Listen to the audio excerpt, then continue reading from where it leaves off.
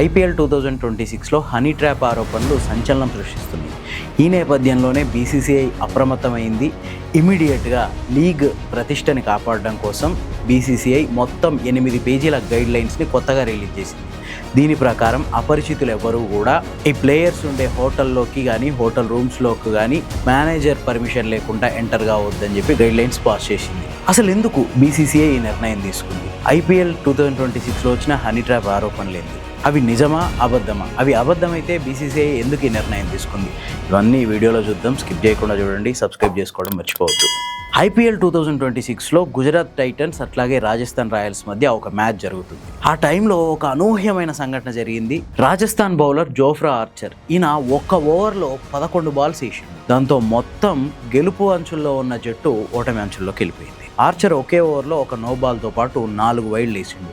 ఇందులో ఒక wide ball 4 వెళ్ళింది. మొత్తం 11 బాల్స్, ఒకే ఓవర్లో 11 బాల్స్ వేయడంతో పాటు ఒకే ఓవర్లో 18 రన్స్ ఇచ్చిండు అవతల జట్టుకి. అంతేకాదు, ఆర్చర్ వేసిన ఈ 11 బాల్స్ మొత్తం ఐపీఎల్ చరిత్రలోనే అతిపెద్ద ఓవర్ కింద రికార్డు బుక్ అయింది. అంతేకాదు, ఆర్చర్ వేసిన ఈ 11 ఓవర్ ఐపీఎల్ చరిత్రలోనే అత్యధికంగా ఉన్న ఓవర్ని సమన్ చేసింది. గతంలో కూడా మహమ్మద్ సిరాజ్, తుషార్ దేశ్పాండే, శార్దుల్ ఠాకూర్, సందీప్ శర్మ, హర్దీప్ పాండ్యా, హర్షదీప్ వీళ్ళు కూడా ఒకే ఓవర్లో 11 బాల్స్ వేసిన రికార్డు ఉంది. ఈ రికార్డుని జోఫ్రా ఆర్చర్ వేసిన ఓవర్ సమన్ చేసింది. ఈ అబ్నార్మల్ బౌలింగ్ చూసి క్రికెట్ అభిమానులే షాక్ అయిపోయారు. ఒకానొక టైంలో ఈ జోఫ్రా ఆర్చర్ మ్యాచ్ ఫిక్సింగ్కి పాల్పడుతున్నాడని, ఏదో హనీ ట్రాప్ జరిగిందని, కావాలని ఒకే ఓవర్లో 11 బాల్స్ వేసి 18 రన్స్ ఇచ్చిండని చెప్పి పెద్ద ఎత్తున ఆరోపణలు వచ్చినాయి. అంతేకాదు, ఆర్చర్ క్రికెట్ బుకీల వలలో పడ్డాడని కూడా ఆరోపణలు వచ్చినాయి. ఈ నేపథ్యంలోనే ఈ ఆరోపణల మీద బీసీసీఐ అసలు స్పందించలేదు, ఎట్లాంటి స్పందన వ్యక్తం చేయలేదు. ఇమీడియట్గా 8 పేజీలతో కొత్త గైడ్ లైన్స్ని రిలీజ్ చేసింది. ఈ గైడ్ లైన్ చూసిన తర్వాత నిజంగానే హనీ ట్రాప్ జరిగిందేమో అన్న అంచనాలు బలపడుతున్నాయి. ఎందుకంటే బీసీసీఐ కొత్తగా రిలీజ్ చేసిన గైడ్ లైన్స్ అట్లనే ఉన్నాయి. మరి ఇంతకు ఆ గైడ్ లైన్స్లో ఏముందంటే, ఫస్ట్ రీల్స్ అండ్ వ్లాగింగ్ మీద నిషేధం. చాలామంది ఐపీఎల్ క్రీడాకారులు ఏం చేస్తున్నారంటే, వాళ్ళు ఉండే రూమ్స్లో అట్లాగే టీం బస్సుల్లో రీల్స్ బ్లాగ్స్ చేస్తూ వాటిని వాళ్ళ సోషల్ మీడియాలో పోస్ట్ చేసుకుంటున్నారు. దీని మీద బీసీసీఐ అభ్యంతరం వ్యక్తం చేసింది. ప్లేయర్స్ ఎవరు కూడా వాళ్ళ రూముల్లో కానీ అట్లాగే టీం బస్సుల్లో కానీ అట్లాగే ప్రాక్టీస్ మ్యాచ్ల్లో కానీ రీల్స్ చేసి వాళ్ళ వ్యక్తిగత అకౌంట్లలో అట్లాగే వ్యక్తిగత బ్లాగింగ్స్లో పెట్టుకోకూడదు అని చెప్పేసి కఠినంగా ఆర్డర్స్ పాస్ చేసింది. ఒకవేళ అత్యవసరమైతే కేవలం అధికారిక ఫ్రాంచైజీ హ్యాండిల్స్లో మాత్రమే ఆ రీల్స్ని పోస్ట్ చేయాలని చెప్పింది. ఎందుకు ఇట్లాంటి నిర్ణయం తీసుకుందంటే, ఈ వీడియోల ద్వారా టీం స్ట్రాటజీలు అట్లాగే ప్లేయర్స్ కదలికలు, వాళ్ళు ఉండే హోటల్ గదిలో సెక్యూరిటీ వివరాలు ఇవన్నీ బయటపడే అవకాశం ఉంది. అందుకే బీసీసీఐ ఈ కఠిన నిర్ణయం తీసుకుంది.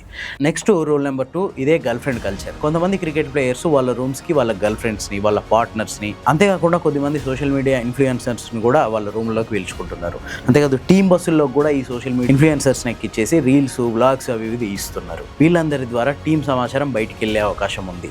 వాస్తవానికి ఇలా చెప్తున్నప్పటికీ ఇదంతా హనీ ట్రాప్కున్న అవకాశాలే. అందుకే వీటన్నిటిని క్లోజ్ చేస్తే ఆటోమేటిక్గా హనీ ట్రాప్ అనేది ఆగిపోద్ది అన్న ఉద్దేశంతో బీసీసీఐ ఈ రూల్ పెట్టింది అని చెప్పి చాలామంది అనుకుంటున్నారు.